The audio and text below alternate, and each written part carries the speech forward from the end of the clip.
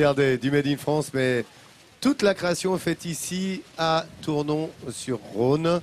Et c'est ce dont tu voulais nous parler, de la maroquinerie locale. Tu sais que je suis toujours très fière moi, de vous présenter Oui. des entreprises qui ont réussi le pari du Made in France. Et là, il s'agit de Florence Faugier, qui a lancé toute une gamme de maroquinerie, de petites et grandes maroquineries. Regardez, avec des coloris très attractifs. On a par exemple ce bleu jean, ce rouge cerise ou bien ce brun chocolat. Je suis sûre que ça vous donne envie. Regardez. 8 h du matin, Tournon-sur-Rhône s'éveille doucement. Dans les ruelles du vieux centre, la ville commence à s'animer, les commerçants s'apprêtent à ouvrir boutique et Florence en fait partie. Salut, ça va? Ouais. Ça va? Belle journée. La jeune femme est la propriétaire de cette maroquinerie. Tous les matins, pour elle, c'est la même opération.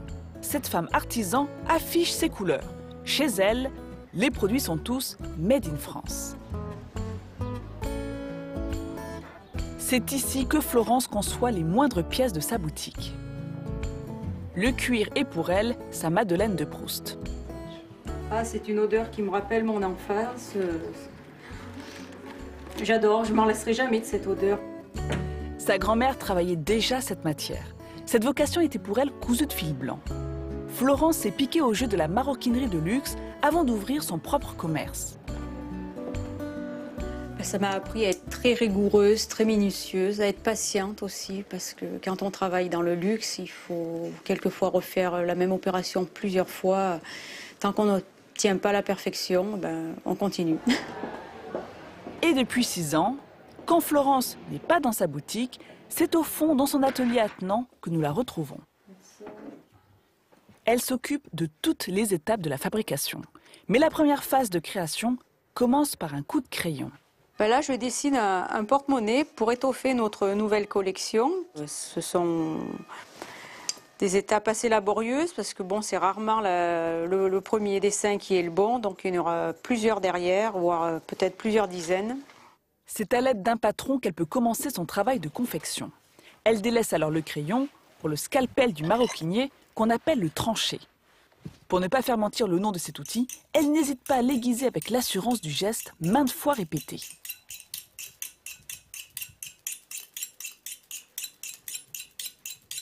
Le cuir, c'est quand même une matière épaisse et assez difficile à couper, donc il faut que le tranché coupe et ça ne se coupe pas au ciseau ou au cutter, un cuir, ça se coupe avec le tranché. Florence va ensuite couper les 2 pièces qui composent le porte-monnaie pour griffer la partie principale, c'est-à-dire l'authentifier à l'aide d'un seau.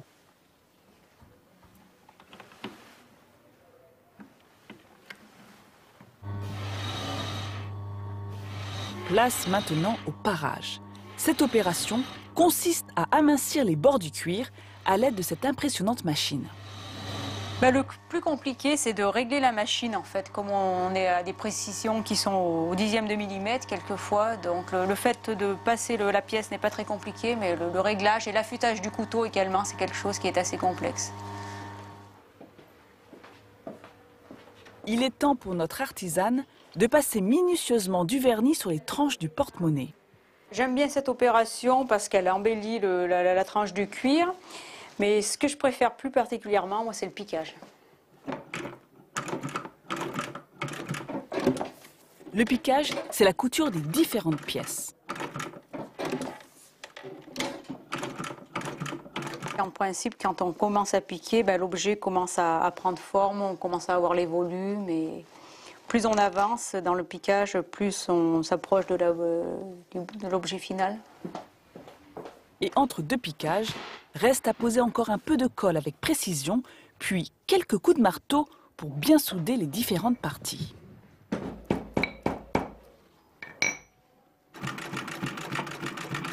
Après un détour par le piquage, place maintenant à la finition avec la découpe des fils. Ça paraît simple, mais c'est pas si simple que ça, parce qu'en fait, il faut faire attention de ne pas toucher le cuir. Brûler uniquement le fil. Voilà, l'objet tant attendu va quitter l'atelier pour rejoindre le magasin. Ben, ça fait toujours plaisir quand on met les produits en rayon et quand ils partent après, derrière. Parce que voilà, c'est des produits que j'ai fait avec passion, avec amour même, on peut dire. Et j'aime vraiment beaucoup mon métier, j'aime le cuir. Donc voilà, de se dire que c'est un produit qui a été fait 100% à Tournon et qui est tout en cuir, c'est très satisfaisant. Grâce à sa passion et à ses créations originales, Florence séduit des clients du monde entier. L'Ardèche n'a donc rien à envier aux grandes marques de luxe dans le domaine de la maroquinerie. Et leur point fort, c'est vraiment la petite maroquinerie. Oui. On a vraiment un large choix. Regardez, par exemple, ça, c'est ces petits carnets qui sont recouverts de cuir. On a aussi des portefeuilles, des porte-monnaies. Et la marque de fabrique, c'est vraiment l'intérieur qui est laissé à l'état brut. Parce que voilà, ils ont un amour du cuir. Florence adore travailler ce cuir. D'ailleurs, il est très agréable à toucher parce qu'elle n'utilise que le meilleur cuir. C'est ce qu'on appelle le cuir pleine fleur. Pour bien vous expliquer, regardez, j'ai un petit morceau de cuir à côté de moi. En général, quand ils viennent chez le tanneur, donc on a deux parties dans le cuir. Le cuir pleine fleur, c'est celui où étaient ancrés les poils de la bête. Oui, c'est ça. Le quoi? Les poils de? C'est de là où étaient ancrés les poils de la bête. Très bien. C'est le meilleur cuir, c'est la partie noble du cuir. C'est celle qui est recherchée par les maroquiniers, notamment dans le haut de gamme. Oui. C'est vous, bien évidemment. Non, alors, c'est qui la croûte du cuir? Parce que je vous explique la suite. Parce que elle est à côté de toi, regarde. En général, il scinde cette Regarde, il est à côté, regarde. Pour deux. Tu vois, il monte. Et la deuxième partie, c'est la croûte du cuir, c'est celle qui était au contact de la chair, qui est moins onéreuse, avec laquelle aussi on fait des sacs. Donc si vous achetez un sac en cuir pleine fleur, c'est gage de qualité. Hein. C'est vraiment ce qu'il y a de meilleur.